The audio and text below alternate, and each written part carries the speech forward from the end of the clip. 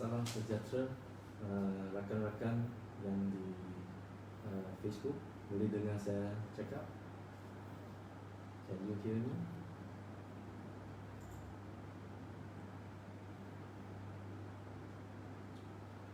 It's a fan page, right?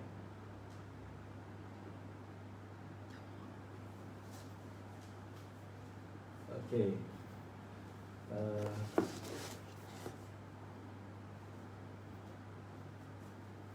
Tuan-tuan dan puan-puan sekalian, rakan-rakan sekalian, boleh dengar Facebook Live saya. Saya akan mula dalam masa sekejap.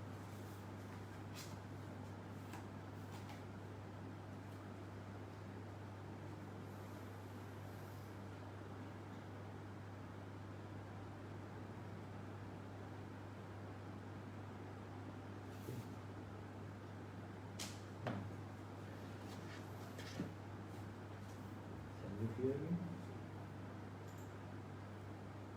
Okay. Jihan said yes. Okay. Boleh kita mulakan.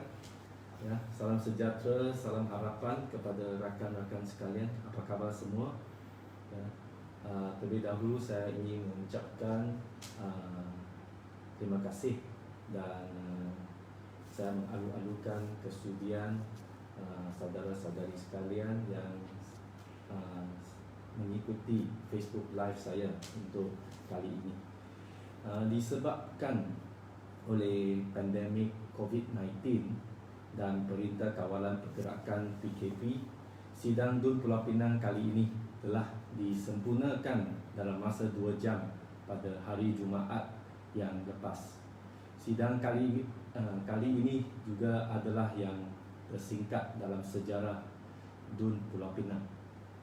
Sebenarnya, sidang DUN Pulau Pinang hanya diadakan 2 kali setahun. Biasanya pada awal tahun akan dirasmikan oleh Tuan Yang Terutama Yang di-Pertua Negeri, dan pada akhir tahun sidang DUN akan memberi ruang untuk Ketua Menteri membentangkan belanjawan untuk tahun yang akan datang. Mungkin anda akan terkejut apabila mendapati DUN hanya bersidang 2 kali setahun. Maka apakah rutin untuk adun-adun buat pada hari biasa bila tidak ada sidang DUN? Sebenarnya DUN adalah satu badan perundangan yang memainkan peranan untuk mengubah undang-undang serta memainkan peranan untuk check and balance kepada badan eksekutif atau lebih dikenali sebagai kerajaan. Sebarang enactment yang ingin diubah perlu diangkat ke DUN untuk dibahas dan diluluskan. Pada hakikatnya, sepanjang saya menjadi adun backbencher di DUN Pulau Pinang, tidak banyak rang undang-undang yang telah dibahas dan diluluskan dalam sidang DUN. Ini adalah kerana kuasa negeri yang tertaluk di bawah Perlembagaan Persekutuan adalah jauh lebih sedikit berbanding dengan kuasa kerajaan persekutuan. Maka terdapat permintaan agar semangat federalism ini perlu diangkat dan diamalkan dalam sistem pentadbiran negara kita supaya ia lebih decentralized dan juga lebih bersifat untuk mempertahankan hak rakyat. Adaptasi terhadap new normal. Sebenarnya bagi saya kali ini DUN boleh memainkan peranan untuk menunjukkan keupayaan kita dalam mengadaptasi terhadap new normal, iaitu persidangan sebenarnya boleh dilaksanakan, dijalankan melalui teleconferencing. Salah satu aspek penting dalam DUN adalah perbahasan adun backbencher yang akan dijawab dan digulung oleh kerajaan atau exco yang terlibat. Maka asalkan sidang DUN dijalankan dengan kehadiran pegawai-pegawai kerajaan yang berkaitan, maka semua persoalan dan juga pertanyaan yang dibangkitkan oleh wakil rakyat akan dijawab serta diambil tindakan yang sewajarnya oleh pihak kerajaan. Dengan latar belakang ini, saya telah membuat keputusan untuk meneruskan perbahasan usul terima kasih ke atas ucapan perasmian Tuan Yang Terutama TYT yang di-Ketua Negeri dalam ucapan rasmi yang telah dibuat dirasmikan oleh TYT pada hari Jumaat yang lepas. Sebagai seorang adun yang bertanggungjawab dan dapat memainkan peranan untuk check and balance, saya rasa DUN perlu diteruskan dengan mengadakan teleconferencing yang pengurusikan oleh yang di-Ketua Dewan Undangan Negeri, iaitu Speaker DUN. Soalan lisan dan soalan bertulis. Pada sidang DUN kali ini, saya telah mengemukakan 3 soalan lisan dan 20 soalan bertulis kepada kerajaan negeri. Antaranya ada 8 soalan adalah berkaitan dengan isu pandemik COVID-19. Selain daripada itu, isu berkaitan dengan status peruntukan kerajaan persekutuan dan projek-projek yang telah diluluskan selepas pertukaran kerajaan pusat pada awal tahun 2020, serta juga beberapa isu yang berkaitan dengan kawasan Macang Bubuk. Pandemik COVID-19 ini bukan sekadar merupakan public health hazard yang akan menyebabkan pengangguran dan kemiskinan, malahan sakit mental, bunuh diri, ketagihan serta kekurangan zat makanan, malnutrition dan sebagainya. Apabila rakyat tidak mempunyai pendapatan, tidak berupaya untuk bayar gaji atau sewa, pembuangan pekerja secara besar-besaran, penurunan mendadak bagi pembekalan dan permintaan, serta kesan hebat terhadap rantaian makanan, ekonomi menjadi lebih teruk daripada krisis kewangan pada tahun 1998. Penang lawan COVID-19. Syabas diucapkan kepada kerajaan negeri yang telah mengambil langkah yang proaktif serta pantas dalam usaha berdepan dengan cabaran penularan wabak COVID-19. Ketepikan fahaman politik dan fokus pada usaha bersama untuk membendung penularan wabak COVID-19. Ketua Pembangkang DUN Negeri Pulau Pinang telah dilantik sebagai ahli jawatan kuasa khas keselamatan negeri JKKN dan juga peruntukan khas yang sama rata, iaitu 30,000 telah diberikan kepada setiap adun tanpa mengira kepartian dan juga wakil rakyat. Saya mengalu-alukan pelbagai usaha dan inisiatif yang telah diambil oleh kerajaan negeri untuk membendung penularan wabak COVID-19. Perintah kawalan pergerakan yang dilaksanakan oleh kerajaan persekutuan telah mendatangkan pelbagai implikasi yang besar, khasnya terhadap ekonomi negeri Pulau Pinang yang bergantung kepada sektor pembuatan, perkhidmatan dan juga pelancongan. Bagi golongan B40 dan mereka yang kais pagi makan pagi, kais petang makan petang, PKP dan duduk rumah sebenarnya bukan satu pilihan bagi mereka. Mereka hanya bergantung kepada gaji seharian atau no work, no pay. Ada satu lagi golongan yang sentiasa dipinggirkan adalah golongan pekerja asing.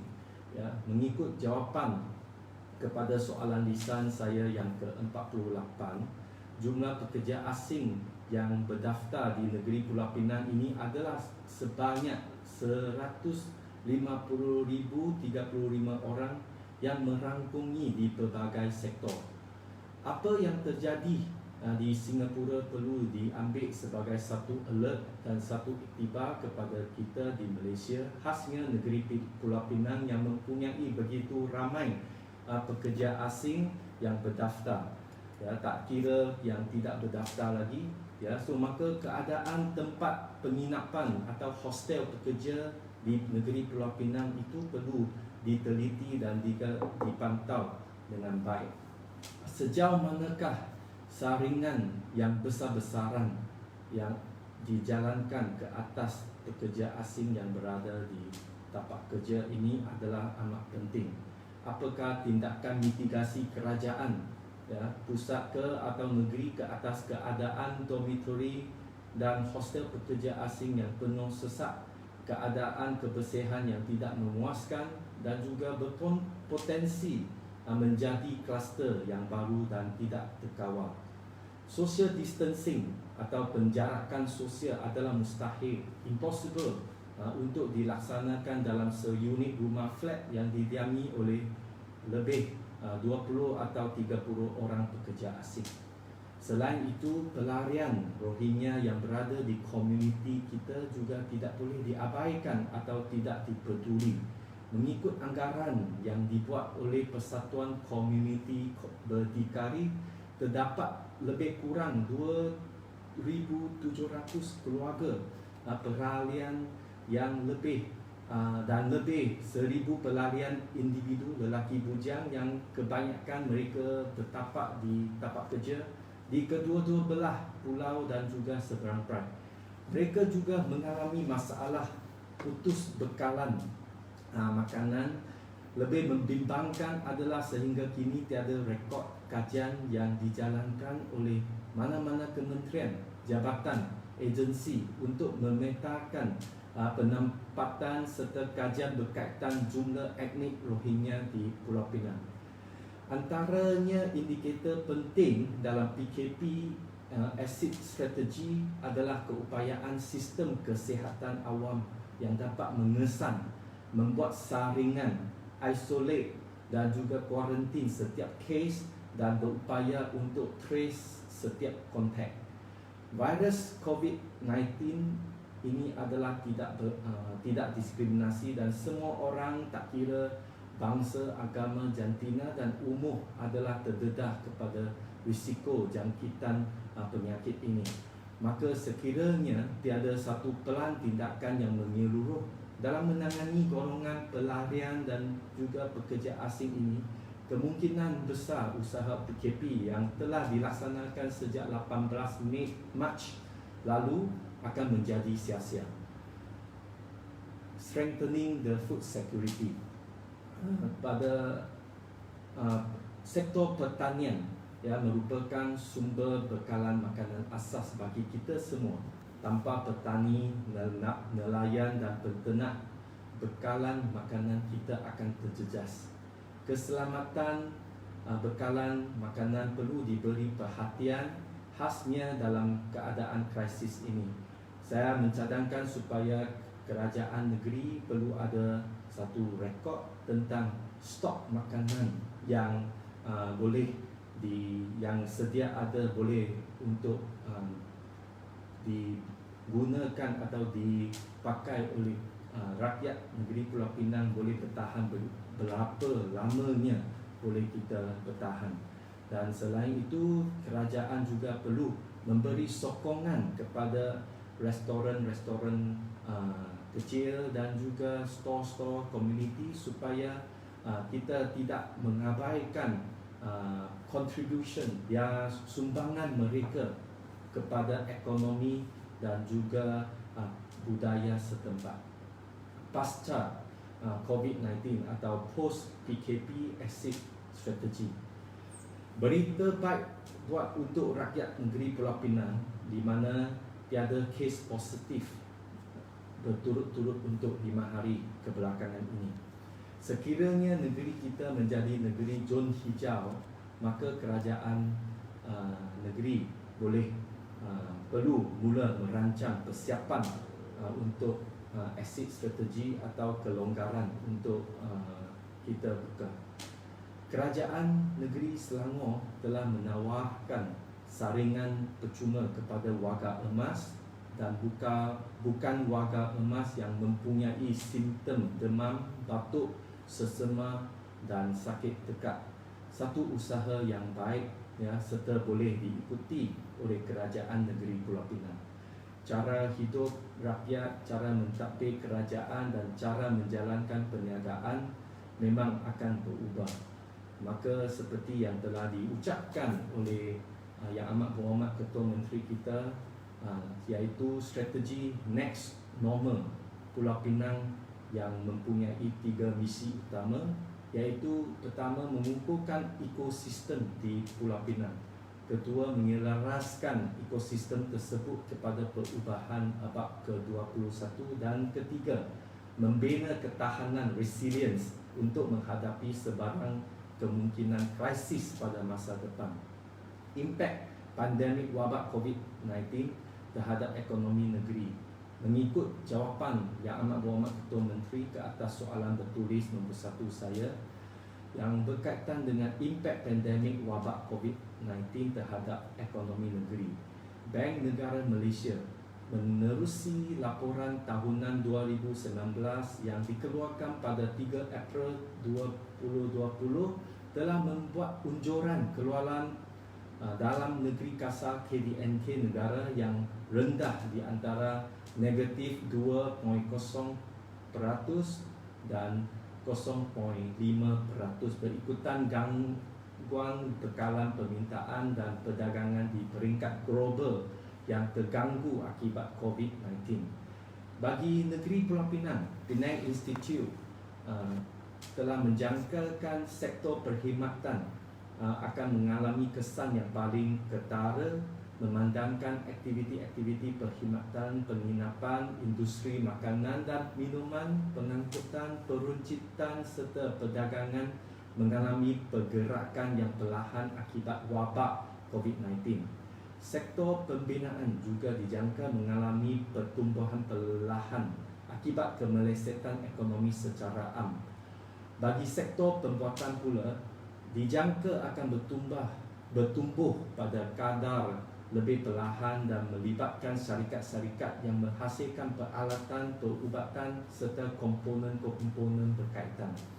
Sebaliknya, sektor pertanian dijangka akan mengalami pertumbuhan yang stabil berikutan peningkatan dalam permintaan tempatan. Saya amat prihatin terhadap keadaan ekonomi yang semakin merosot serta sokongan sosial yang kurang efektif apabila menyebabkan nasib rakyat yang terkesan dengan COVID-19. Maka saya juga di sini ingin mengetahui berapakah jumlah pekerja yang telah dibuang dalam tempoh PKP ini.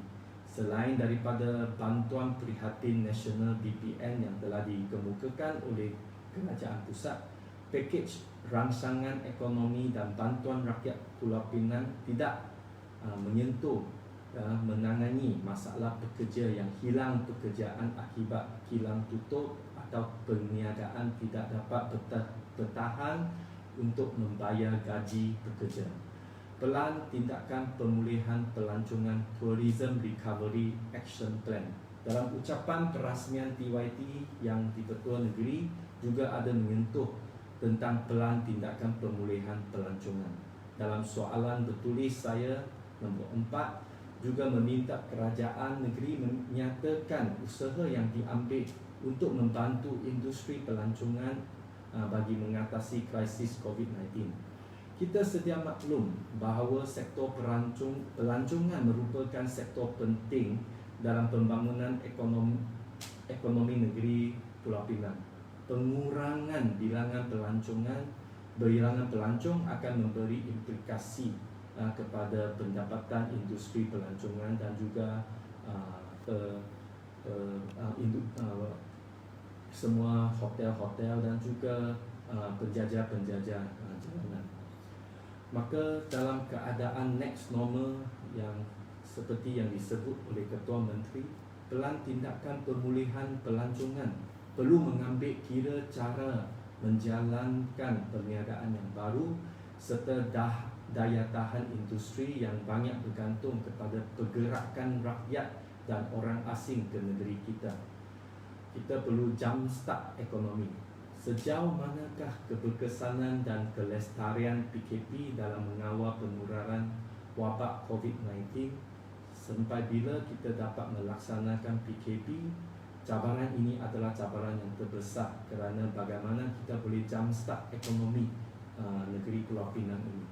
Ekonomi ini penting kerana kita perlu ada satu penilaian yang sesuai ke atas tindakan-tindakan yang diambil oleh kerajaan dan juga berapa lama ia boleh bertahan serta bila ia dapat ditamatkan. Sememangnya kerajaan akan meletakkan keutamaan kepada kesihatan rakyat dan kesejahteraan rakyat daripada pembangunan ekonomi.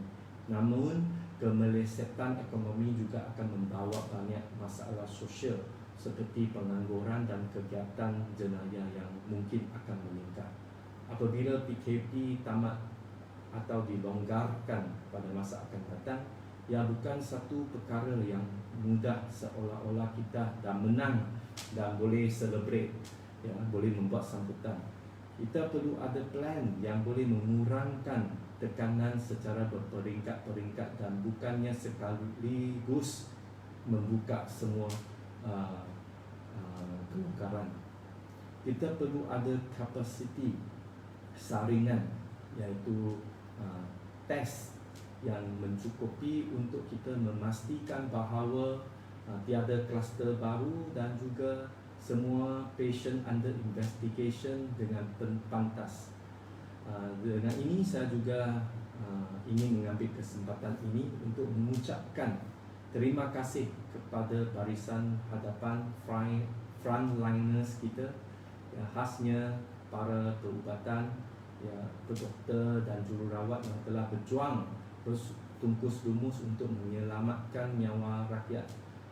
Terima kasih juga kepada Polis, Angkatan Tentera Malaysia, Angkatan Pertahanan Awam Malaysia (APM) yang menjaga keselamatan dan keamanan negara. Ya, saya juga mengambil kesempatan ini untuk mengucapkan terima kasih kepada Jabatan Kebajikan Masyarakat JKM, MPKK, NGO dan juga semua sukarelawan yang sudi tampil ke depan untuk menghulurkan bantuan kepada keluarga atau golongan yang paling terkesan dengan wabak COVID-19. Ya, bagi saya rasa tough time never last but tough people do. Ya, marilah kita doakan agar kita semua dilindungi dan diberi kekuatan dan kesihatan untuk membendung kepenularan wabak COVID-19. Dengan itu saya menyokong. Sekian, terima kasih. Saya juga, itu adalah ucapan daripada saya, dan sekiranya saya juga akan menghantar video ini dan teks ucapan saya kepada kerajaan negeri supaya ada pertanyaan-pertanyaan yang telah ditimbulkan boleh dijawab oleh pihak yang berkenaan. Dan saya rasa yang paling penting adalah Facebook Live hari ini adalah bertujuan untuk memberikan satu, saya boleh mewakili suara rakyat di Macang Bubuk ini, khasnya dalam keadaan yang begitu genting sekali. Saya sekali lagi menyeru semua supaya patuhi perintah kawalan pergerakan.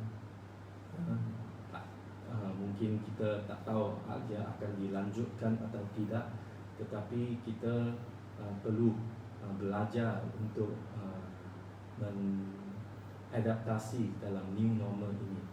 Dan saya di sini juga ingin memberi satu kepastian kepada penduduk-penduduk di kawasan Macang Bubuk yang sekiranya ada memerlukan apa-apa bantuan atau ada perlunya di mana-mana keluarga yang telah putus bekalan makanan, maka boleh menghubungi pusat khidmat saya dan juga boleh melalui Facebook bagi maklumat tersebut, dan kita akan turun untuk membuat lawatan dan buat siasatan dan memberikan bantuan yang sebaik mungkin. Dan saya itu daripada saya rasa sekiranya ada apa-apa lagi kita boleh berhubung melalui social media. Yang penting pastikan social distancing dan jaga kesihatan diri, ya, kita jaga kita, pastikan kita sentiasa dalam keadaan yang sihat. Sekiranya tidak, sila pergi berjumpa dengan doktor supaya mendapat rawatan yang sewajarnya. Sekian, terima kasih. Siap-siap Nandri, Wanakkam, kita jumpa lagi. Thank you.